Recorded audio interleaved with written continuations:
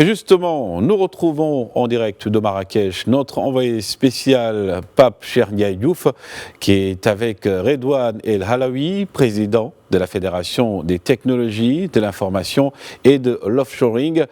Bonjour à vous, Pape Cheikh. Bonjour Ababakar. J'imagine donc qu'il y a de la matière au vu du pléthore d'acteurs numériques présents sur place.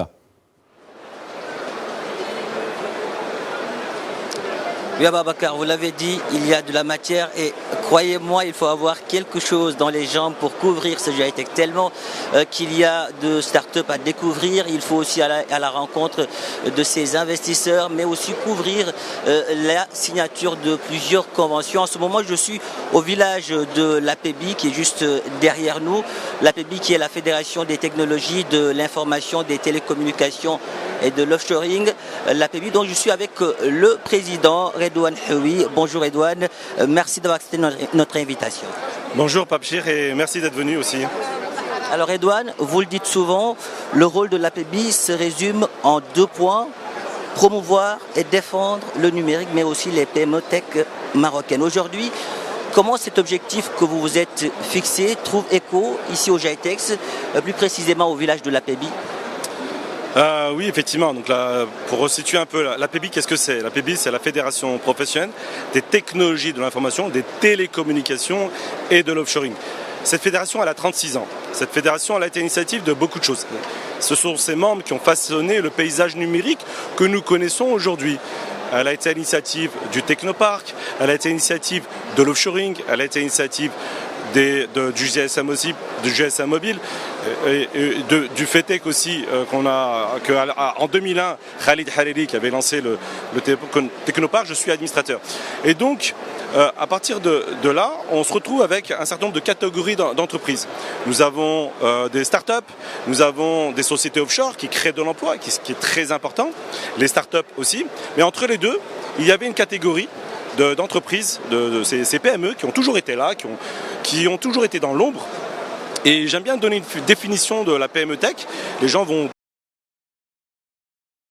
Explorateurs de l'innovation. Personne n'y est allé. Et la PME Tech, pour Angoula Barbia, la PME Tech, moi, le du digital. Les bâtisseurs du digital. Et c'est pour cela qu'aujourd'hui, dans le GITEX Africa, nous avons mis en place le village de l'APEBI avec 55 entreprises. C'est le plus grand espace du GITEX et avec une seule thématique, la PME Tech. Alors aujourd'hui dans ce village de 500 mètres carrés, on entend souvent parler notamment de l'agro, de l'agrotech, de l'agritech également, mais il y a également l'agoratech. L'agoratech, qu'est-ce que c'est au juste?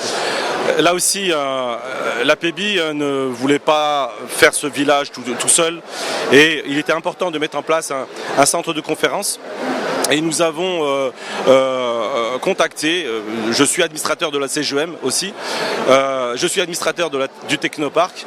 Nous travaillons en collaboration avec Maroc Entrepreneur et c'était normal de les contacter et de travailler ensemble. Donc il y a eu une commission scientifique qui a été mise en place d'une manière souveraine et qui ont travaillé d'arrache-pied pour identifier les meilleurs speakers pour effectivement parler des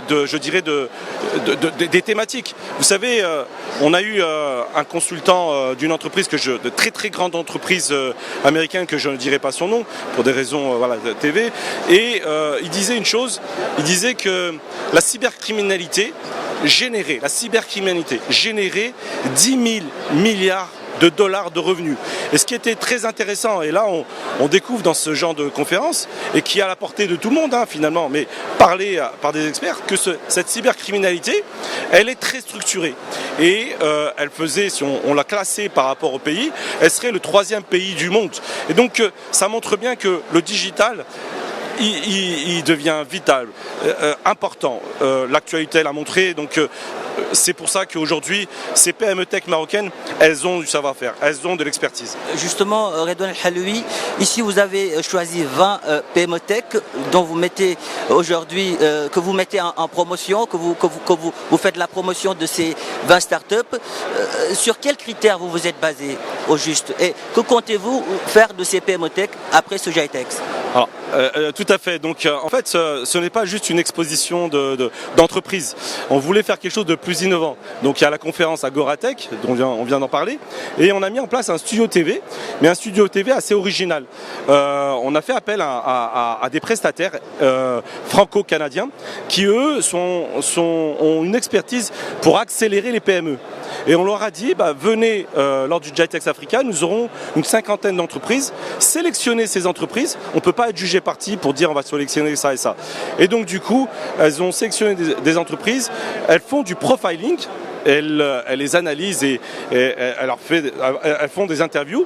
Et à partir de là, elles vont prendre les vidéos et prendre la data, repartir ensuite en France et sélectionner des entreprises qui auront des rendez-vous qualifiés avec un objectif des contrats à la clé.